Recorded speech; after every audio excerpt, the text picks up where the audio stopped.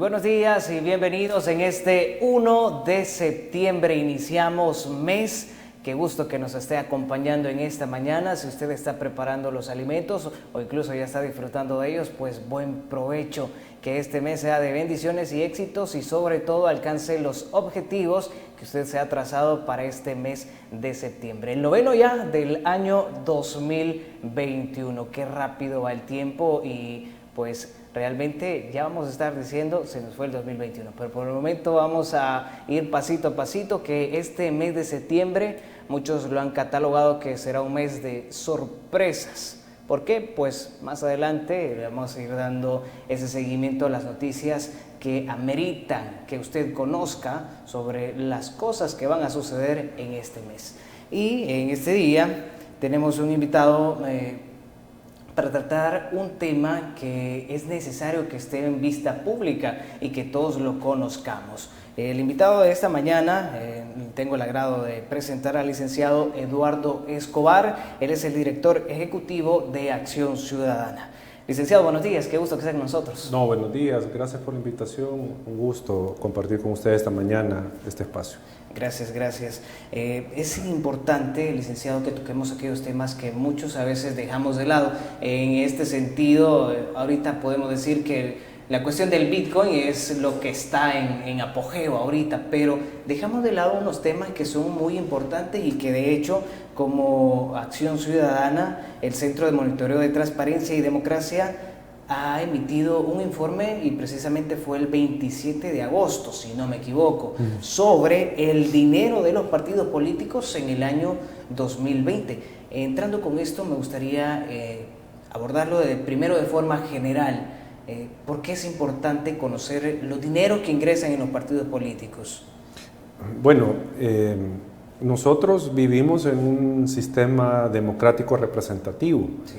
Donde, por constitución, donde el pueblo elige a una serie de funcionarios, a una serie de personas para que sean funcionarios. Sí. Y ellos sean los que administran la cosa pública, claro, para que ellos legislen, etc. Entonces, ¿por qué el tema del financiamiento de los partidos? Porque estos funcionarios, para llegar y ganar una elección, necesitan dinero. Necesitan que su partido tenga fondos para realizar una campaña electoral, para proponer su plan de gobierno, para promocionarse ellos.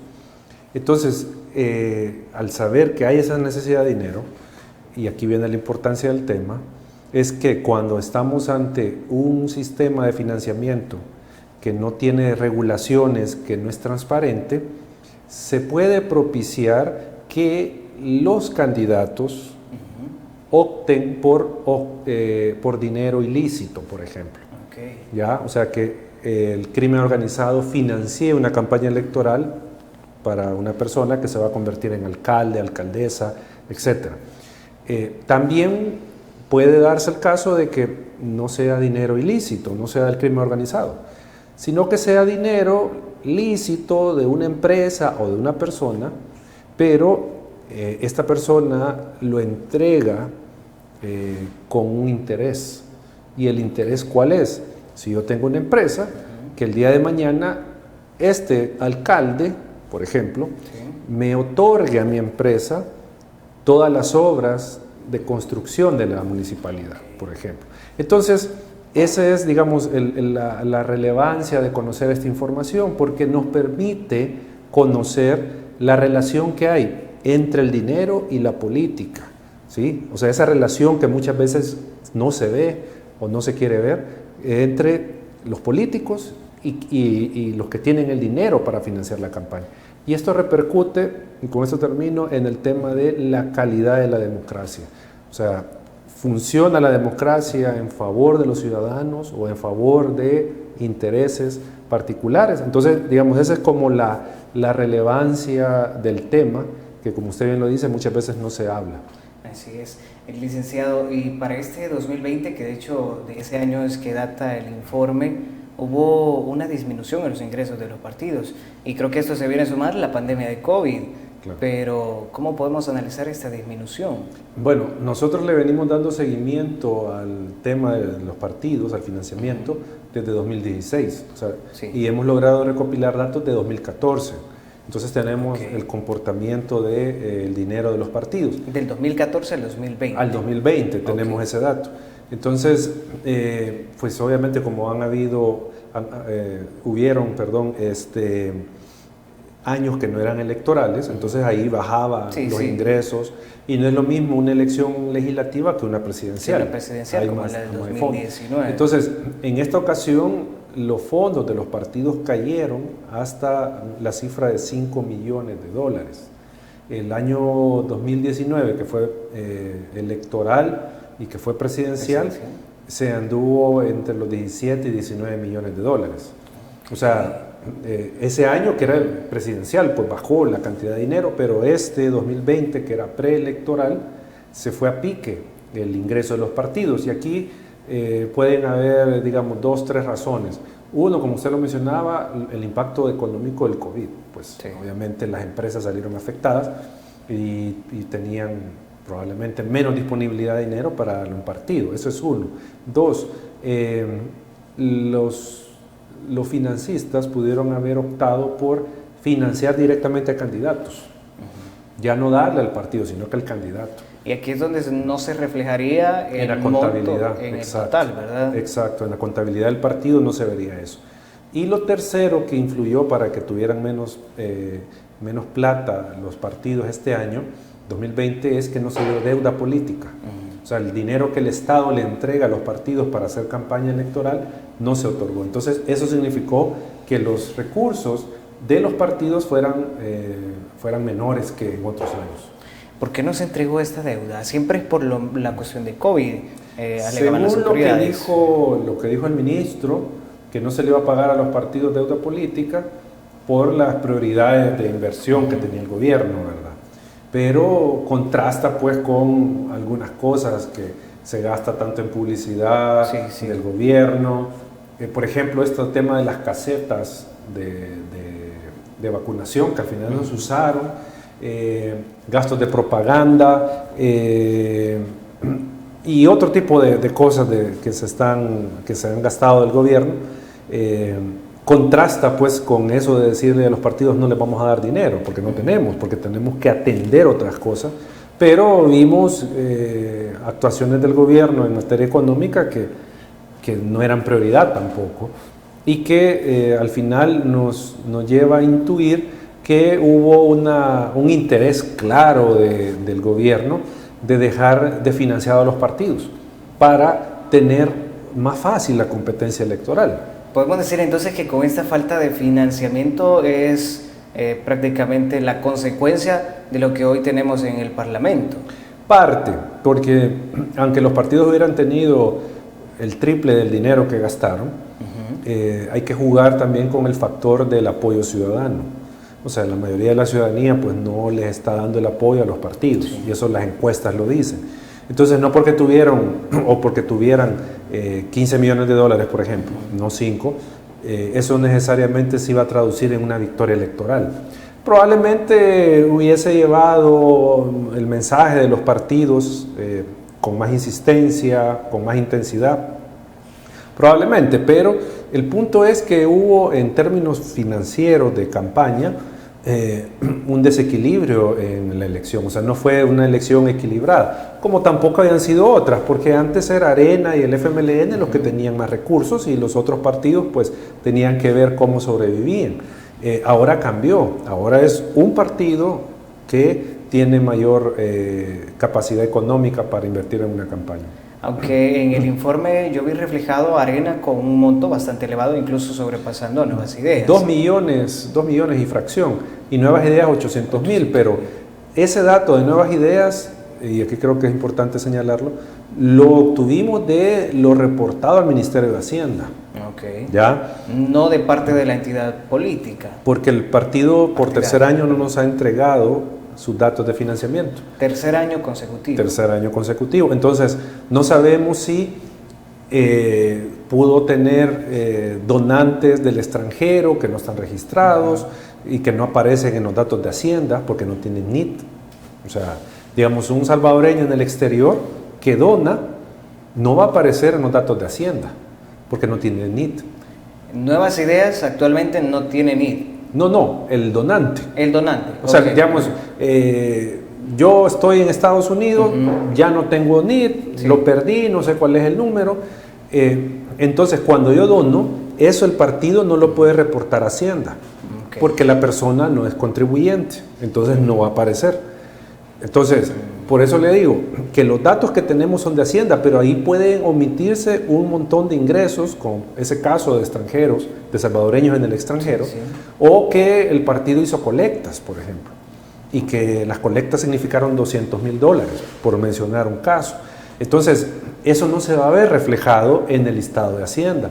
Entonces, eso es lo que nos lleva a decir es que el partido tuvo más ingresos de los que nosotros estamos diciendo, pero como no tenemos los datos, o sea, solo sacamos el que se podía calcular. Con los datos que sí están en Hacienda. En Hacienda. ¿Ya? Entonces, sumado a eso de que está subestimado el ingreso de Nuevas Ideas, porque también hay que considerar que, ¿y qué tal que no todos los ingresos los declaró el partido?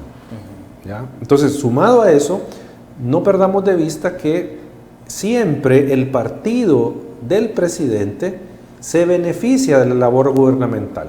O sea, las obras que hace el gobierno se terminan publicitando como que fueran del partido, ¿ya?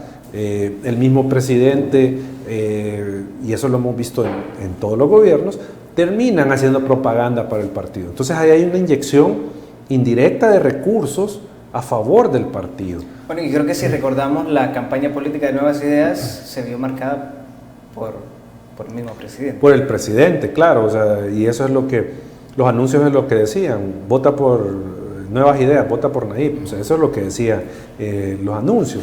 Pero, como digo, todo partido oficial, como se llama popularmente, el partido del presidente, el partido en el gobierno, siempre se aprovecha del uso de fondos públicos para propaganda electoral. Entonces, por eso decíamos, ha sido una competencia desigual, porque tuvieron más recursos que el resto de partidos y tuvieron el músculo gubernamental apoyándolos en la campaña.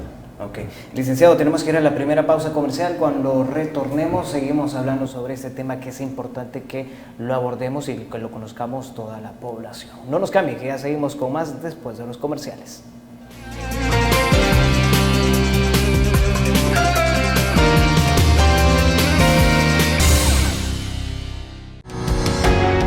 Samvar, una empresa que cree en la sostenibilidad ecológica y en la cultura de productos biodegradables en El Salvador, decididos a proveer las mejores soluciones en limpieza, porque cuidar el medio ambiente es tarea de todos.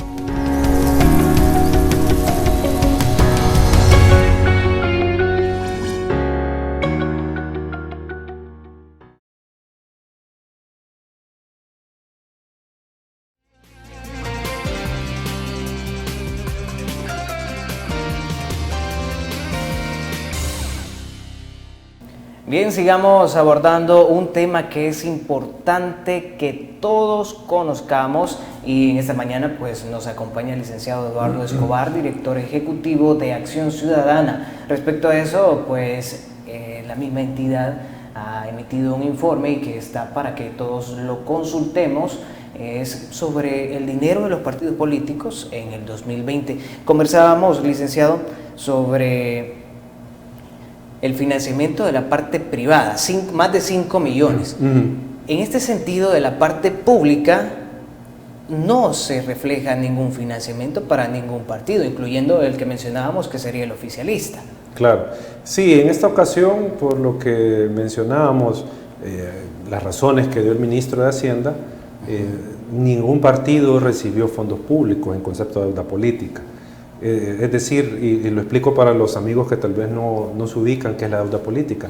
Por cada voto que obtiene un partido político, el Estado les paga $2 o $3 o 5 si es la presidencial para que financien su campaña. Este dinero público obviamente lo que busca es generarle ciertas condiciones de independencia a los partidos para que no salgan corriendo a los brazos de los financistas privados o peor aún del crimen organizado. Sí, sí. Entonces, en esta ocasión no se dio y esto fue, digamos, algo grave y muy relevante para la salud del sistema de partidos, porque hay partidos políticos que en la elección legislativa su fuente primaria de ingresos es el financiamiento público. O sea, con el financiamiento público es que sacan adelante una campaña. Entonces, ahora que no hubo, tenemos partidos con una baja brutal de ingresos. O sea, es algo notorio y se han disminuido en un 70, 80% en algunos casos el financiamiento que recibieron los partidos. Y el tema de los financistas privados también hay que considerar algo. El tema de que así como es este régimen, aparecer que yo tengo una empresa X, aparecer que le doné a Arena o al FMLN, no le va a causar ninguna sensación buena al gobierno que le esté donando al otro partido, porque no le está donando a la campaña de Nuevas Ideas, por ejemplo. Y nosotros tuvimos algunos casos de eso, que hubo, digámoslo de esta manera, alguna presión desde autoridades gubernamentales contra aquellos que estuviesen donando a un partido que no fuera el oficial, ¿ya? Entonces, eso también tiene una consecuencia, pues, de que al final los partidos, e insisto con esto, tuvieron menos capacidad de hacer propaganda electoral para posicionar a sus candidatos. Ok. Licenciado, ¿qué más encontramos en este informe? Y una de las cosas que se detalla es de los financistas que se tuvieron, hubo unos que también los gobiernos municipales entregaban cualquier contrato, cualquier construcción, cualquier cosa que solicitara el gobierno municipal, se le entregaba a estos que fueron financistas para la campaña. Claro. 17 de ellos. Sí. Siempre en la lógica de lo que le mencionaba al inicio, de la calidad de la democracia, por eso es que nosotros hemos venido en los últimos informes tratando de hacer esa relación entre quien financió una campaña y los contratos de obra pública que el gobierno y ahora las municipalidades pudieron haber otorgado a estas mismas personas. Sí. Y esto por una sencilla razón, porque en muchas oportunidades, y esto lo pueden ver en Guatemala, por ejemplo, en Honduras, y estoy poniendo casos de vecinos, no quiero poner casos de Sudamérica, estoy poniendo casos de vecinos. Se han dado situaciones donde yo le financio la campaña a este candidato y luego este candidato me otorga contratos públicos, ¿ya?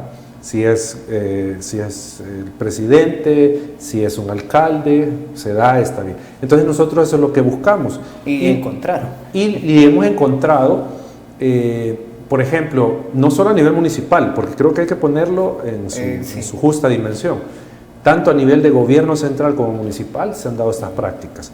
Que ojo, nosotros no estamos diciendo que es necesariamente una adjudicación de un contrato que sea ilegal. No hemos dicho eso porque no podemos comprobar que hubo ilegalidad. Sí, claro. Porque siempre se da una competencia para poder... Claro, pero lo que no sabemos, y nosotros se los pedimos a las autoridades municipales y del gobierno central, es que nos den datos de esa licitación.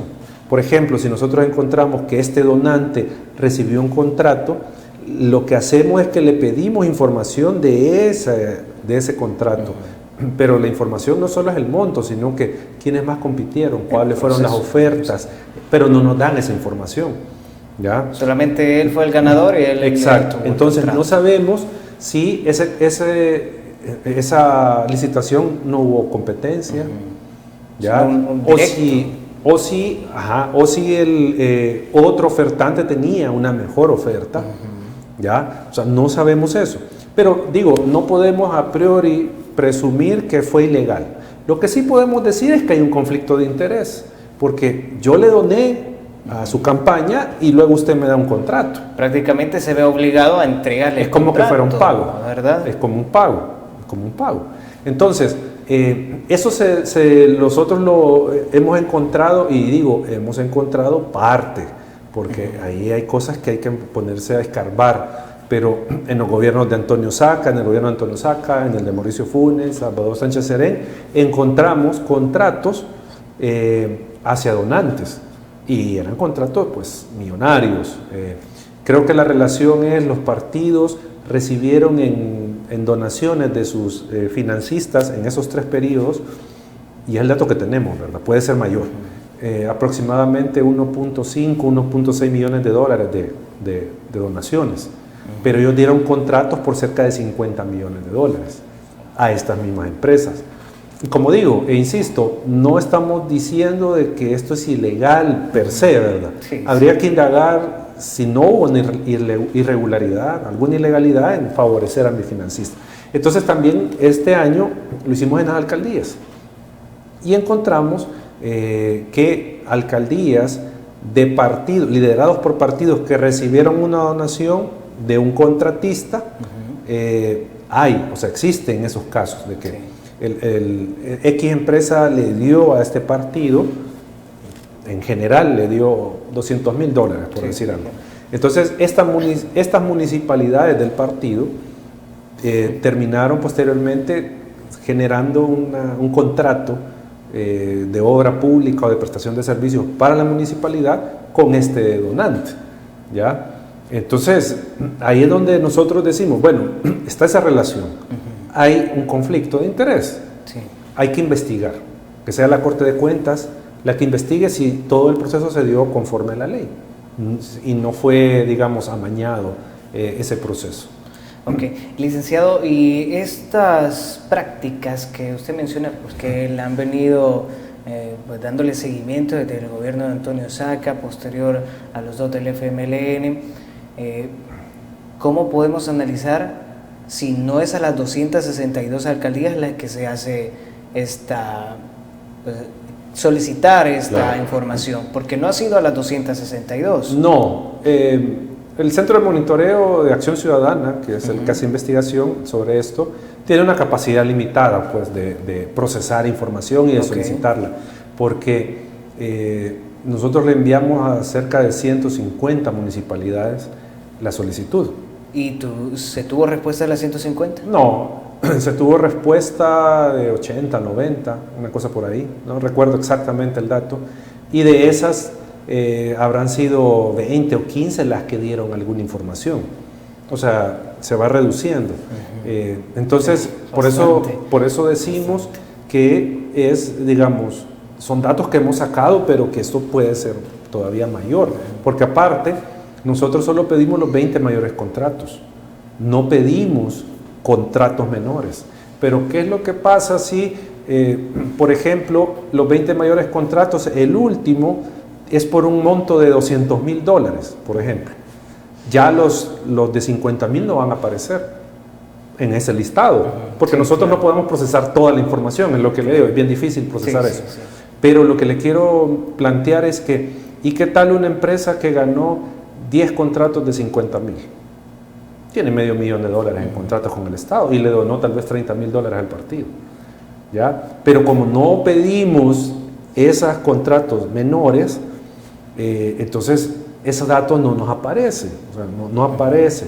Entonces, por eso digo, esto puede ser todavía mayor, la cantidad de contratos del Estado que se le dieron, o municipalidades que se le dieron a donantes de partidos. Ok. Licenciado, vamos a la siguiente pausa, rápido va corriendo el tiempo, así que no nos cambie, que seguimos tocando este tema cuando volvamos.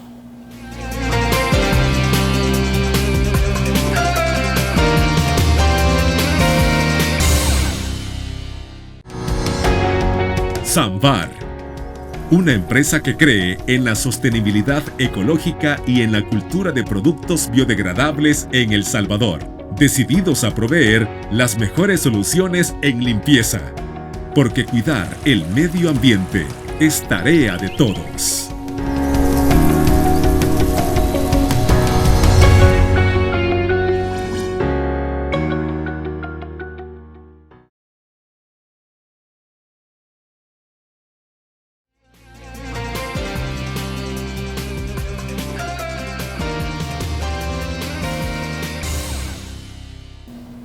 Bien, sigamos conversando con el licenciado Eduardo Escobar, director ejecutivo de Acción Ciudadana.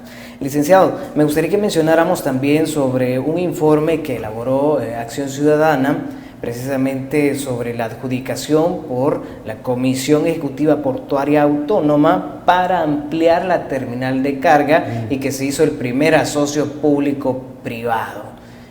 Fue un caso bastante mencionado porque la empresa que ganadora fue financista del partido Gana. Sí, en el informe anterior, o sea, el que correspondía a 2019, que también lo presentamos este año por tema de la pandemia, porque eso lo tendríamos que haber presentado el año pasado, pero por la pandemia no lo pudimos hacer. Claro. Entonces se presentó este año. Nosotros en la investigación detectamos que la empresa Alutec, que es la que al final tiene el asocio público-privado, la adjudicada, le había donado en 2019 al partido Gana $1 millón para la campaña electoral. Y hay que resaltar que el actual presidente de la República compitió en el partido bajo la bandera de Gana. Claro, o sea, fue $1 millón para la campaña del presidente Bukele. Sí. Eso fue. Pero hasta ahí no había ningún problema. O sea, aunque uno podría decir $1 millón, o sea, no son $10, sí, pues, sí. O sea, es una cantidad importante de dinero. Podríamos decir que hay un grande conflicto de interés. A eso vamos, de que, o sea, quien dona más de $1 millón no lo hace por una vocación democrática. O sea, tiene un interés de por medio. Que hay que resaltar, donar no es lo malo. Exacto, o sea, una empresa, una persona puede donar, porque los partidos necesitan dinero para hacer sus campañas. Sí. El punto es cuando esa relación, o cuando esa relación del dinero que yo le doy, genera otro tipo de relaciones. ¿Qué es lo que podríamos vincular que está sucediendo ahorita? Claro, porque cuando nosotros solicitamos la información sobre los contratos, encontramos que en CEPA estaba ya adjudicado o que había retirado las bases, ya no me recuerdo bien, la empresa Lutec. ¿Ya? No, se le había adjudicado, porque eso fue a inicios del año que encontramos que tenía adjudicado el contrato, o mejor dicho, el asocio público-privado. Digamos, la primera etapa que hacía CEPA, que era de adjudicarle el contrato, se hizo a esta empresa. Pero en ese momento nosotros no habíamos logrado, digamos, atar que era la misma empresa que había donado $1 millón. Entonces, una de las investigadoras pues, me dijo, mire, aquí está el dato. El partido recibió $1 millón de esta empresa y es la adjudicada. Y hay una vinculación directa. Y hay una vinculación directa. Entonces, el punto acá es que no llevaron a ratificación de la Asamblea Legislativa ese asocio público-privado, que es el primero, porque necesitaban tener mayoría en la Asamblea para aprobarlo. Okay. ¿Ya? Entonces esperaron la elección legislativa de marzo, fue este año, ¿verdad? Ya no me acuerdo si fue en marzo o fue marzo, y que asumiera la nueva Asamblea en mayo. Entonces, eso lo llevaron en julio o agosto, ya no me recuerdo la fecha exacta, llevaron ya, el presidente de CEPA, llevó el asocio público-privado y se aprobó el 23 de agosto, ya aprobado por la Asamblea Legislativa de Nuevas Ideas. Entonces, como decimos, bueno, no estamos afirmando que ahí hay algo ilegal, sí. A priori no lo estamos diciendo. Lo que sí estamos diciendo es que hay un conflicto de interés, porque yo financié la campaña y di $1 millón, por eso yo hacía énfasis en la cantidad.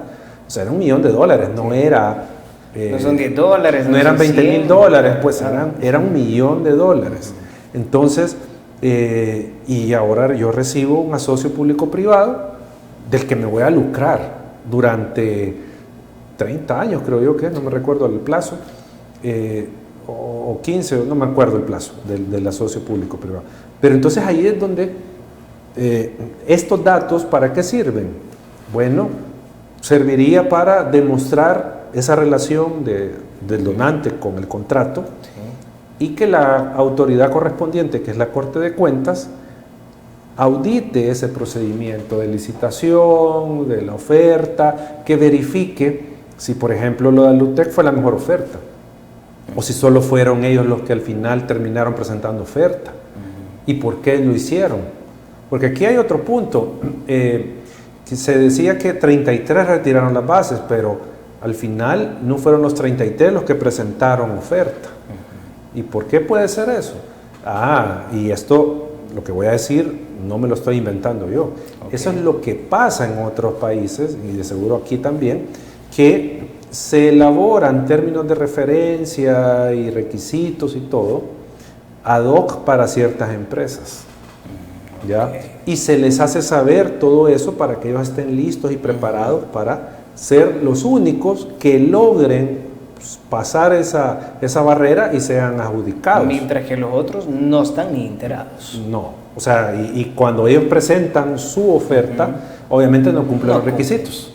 ¿Ya? Hay casos, nosotros tuvimos una reunión hace un par de años en Chile con la gente de la Contraloría de Chile, que es la Corte de Cuentas, y ellos lo que nos decían y detectaron es que el fraude que se estaba haciendo en las licitaciones y contrataciones con el Estado era que parecía que solo hubo un ofertante y por lo tanto pues, era urgente, se hacía la compra directa. Pero ¿qué era lo que pasaba? Que sacaban el aviso de la licitación el viernes a las 4 de la tarde y el cierre de la presentación de ofertas era el lunes al mediodía, por ejemplo. Entonces una empresa que necesita tener solvencias, preparar la carpeta del proyecto, no iba a poder hacerlo. Entonces en la Contraloría de Chile detectaron eso, detectaron esa práctica. Y entonces por eso es que ellos le ponen atención a la fecha en que se dio a conocer la licitación. Y obviamente quien sabía eso era la empresa al que se la adjudicaron. Sí. Él ya tenía todo listo y lo presentó. Entonces, por eso decimos, la Corte de Cuentas debería, y está obligada constitucionalmente, a auditar ese procedimiento para determinar que no hubo ninguna irregularidad, por el conflicto de interés que hemos mencionado. Ya para ir finalizando con este tema, licenciado, con esta recopilación de datos que Acción Ciudadana obtiene, se presenta a la Corte de Cuentas precisamente para que actúe de oficio. Como el informe es público, o sea, y cualquier autoridad lo puede descargar, está en el sitio web de Acción Ciudadana. Sí. Nosotros hace un par de años se los entregábamos en físico, se los dejábamos a la Corte de Cuentas y al Tribunal Supremo Electoral, pero nunca tuvimos ninguna respuesta de la Corte de Cuentas de la necesidad de retroalimentar lo que está en el informe, porque por ejemplo, Corte de Cuentas está constitucionalmente habilitada y obligada a hacerle auditoría a la deuda política que hemos dicho que le dan a los partidos. Sí. Y la Corte de Cuentas hasta el año pasado comenzó a hacer esa labor de entrar a examinar el uso de los fondos públicos que le dan a los partidos. Entonces, digamos, ya no hemos hecho ese ejercicio de entregárselos a ellos porque pareciera que no es un insumo que les sirva. Ok, pero la Corte de Cuentas está obligada a darle un seguimiento a estos contratos. Claro. Y creemos que ahora con el ruido que ha despertado esta adjudicación a la empresa que le donó a la campaña del presidente Bukele, yo creo que suficiente ruido se ha hecho en las redes, en las noticias, para que la Corte tome nota y proceda pues dentro de su competencia a auditar ese procedimiento. Licenciado, ya para finalizar sobre este tema, porque tenemos que hacer una pausa y cuando regresemos a abordar un tema más que tenemos en la agenda de este programa, ¿cuál sería el mayor riesgo que se sigan dando estas prácticas? Bueno, el mayor riesgo es la captura del Estado. ¿Y qué es esto? La captura del Estado. Sí. Que intereses particulares terminen controlando, terminen decidiendo las políticas públicas, las leyes, qué es lo que va a hacer un gobierno, qué es lo que va a hacer una alcaldía. Ese es el riesgo. Entonces ya la democracia no está en función de los intereses y derechos de la ciudadanía, sino que de grupos en particular. Ese es el riesgo. Entonces, por eso hay que controlar el tema del financiamiento de los partidos. Ok, perfecto. Licenciado, nos vamos a la pausa. Usted que está en casita, si ya está desayunando, pues buen provecho y no nos cambie, que al regresar, el último bloque de este programa Enfoque.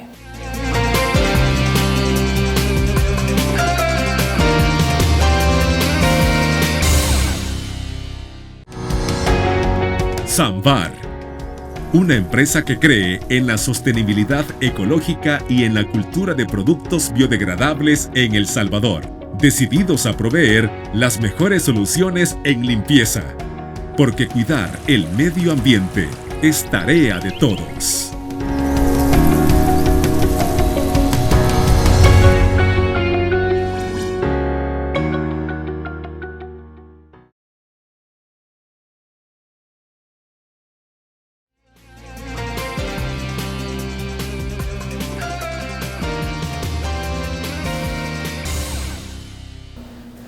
Gracias por continuar con la señal positiva de Canal 8 y por supuesto de este programa Enfoque. Seguimos conversando con el licenciado Eduardo Escobar, director ejecutivo de Acción Ciudadana. En este bloque vamos a abordar un tema bastante importante, licenciado, y vamos a aprovechar el tiempo ya que nos queda muy poco. Para este 15 de septiembre, el día del Bicentenario, se va a presentar este programa, o en todo caso estas reformas a la Constitución, liderado por un comité ad hoc, liderado, digo nuevamente la palabra, por el vicepresidente de la República, Félix Ulloa. En este contexto, licenciado, hubo un llamado de parte del comité para diversas organizaciones de la sociedad civil, donde Acción Ciudadana no participó. Bueno, con ese tema de la reforma, efectivamente se conoció y de hecho recibieron algunas organizaciones invitación a participar en la presentación, porque sabemos que no era consulta, era presentación de la propuesta de reforma que ha hecho el vicepresidente de la República. Acción Ciudadana no se le convocó, no sabíamos por qué, y no es que estuviéramos tampoco deseosos de ir, porque para nosotros no debe de continuar este proceso, pero fue porque no asistimos a la reunión de CAPRES con el presidente de la República. La primera que hizo el llamado del presidente. La que hizo el presidente. Entonces, los que no acudieron se excluyeron porque dijo el vicepresidente que no tenemos voluntad de diálogo. Pero en este caso, como ya se hizo público cuando fue esa reunión, nosotros no asistimos a la reunión porque... No porque no quisieran. Exacto, hubo un problema con la invitación y la persona designada. Entonces, eso fue lo que pasó. Pero sí, algunas organizaciones recibieron esta invitación para participar en este proceso de reforma. Me llama mucho la atención lo que mencionó el licenciado. Este proceso no debería de continuar. ¿Por qué? Bueno, son varias razones. Voy a tratar de ser lo más concreto posible. Un tema es el origen de la reforma. ¿Ya? En general, digamos en términos democráticos, no debería de ser el presidente de la República el que venga y diga es necesario reformar la Constitución. ¿Ya? Tendrían que ser sectores sociales o lo que se llaman las fuerzas vivas del país, academia, comunidades, organizaciones gremiales, etcétera, la ciudadanía en general, la que debería de promover esas reformas, expresarse en diferentes vías de que si necesita, por ejemplo, el derecho al agua, que se necesita que la Corte de Cuentas tenga más capacidad de auditoría, que la Fiscalía investigue efectivamente el delito, o sea, tiene que ser una demanda social la que se dé. Entonces, esto nos llevaría a que, digamos, hay un consenso social de la necesidad de la reforma, ¿ya? Ha habido debate social. Y esto obviamente se traslada luego, no al Ejecutivo, sino que a la Asamblea Legislativa, que son 10 diputados los que deben de iniciar el proceso de reforma.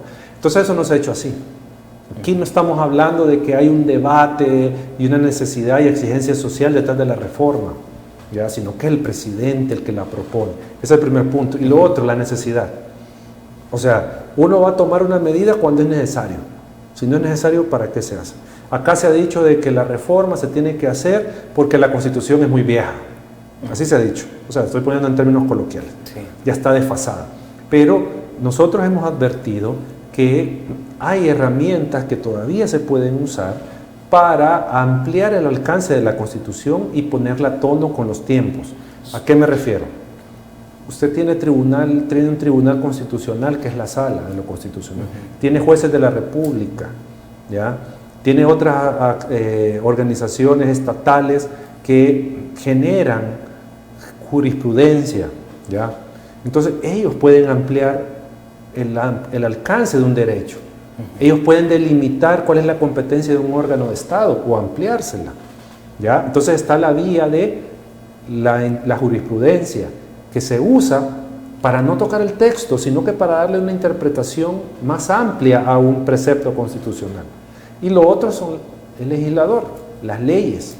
O sea, usted para ampliar un derecho no necesita tocarle el texto a la Constitución. Usted lo que necesita es emitir leyes que desarrollen el ejercicio del derecho. Pero esto no daría la liberación o que se dé la deliberación a lo que está textualmente escrito, licenciado. Es que el punto es que la Constitución no podemos leerla y entenderla solo a partir del texto. Porque muchos comentan que se da pues una interpretación diferente cada vez, según los intereses.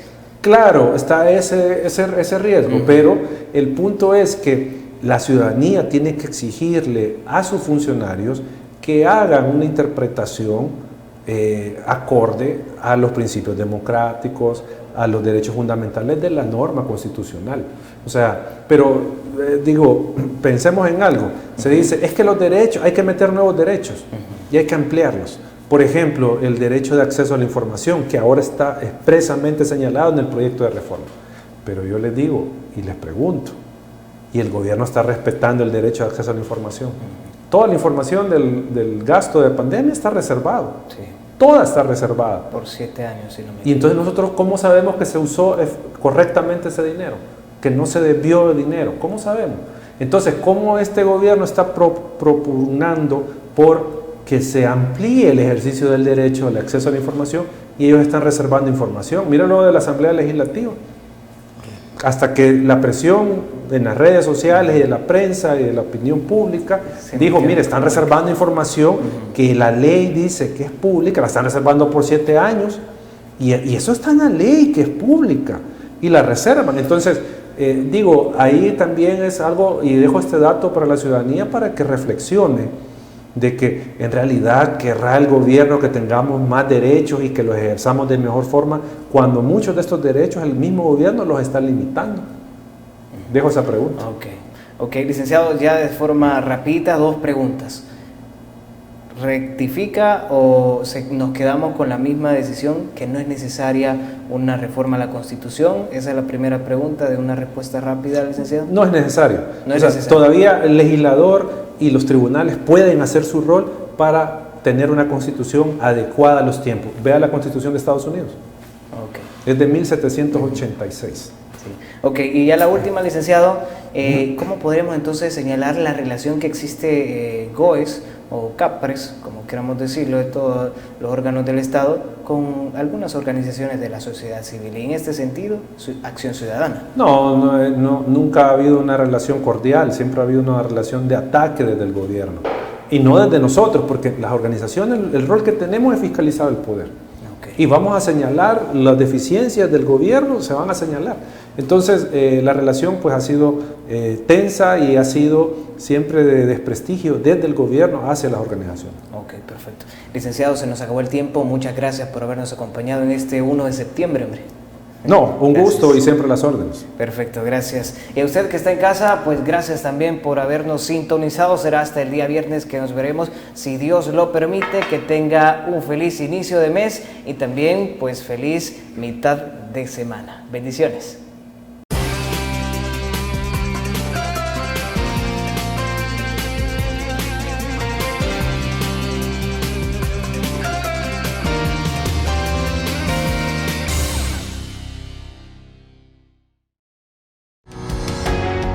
Samvar, una empresa que cree en la sostenibilidad ecológica y en la cultura de productos biodegradables en El Salvador, decididos a proveer las mejores soluciones en limpieza, porque cuidar el medio ambiente es tarea de todos.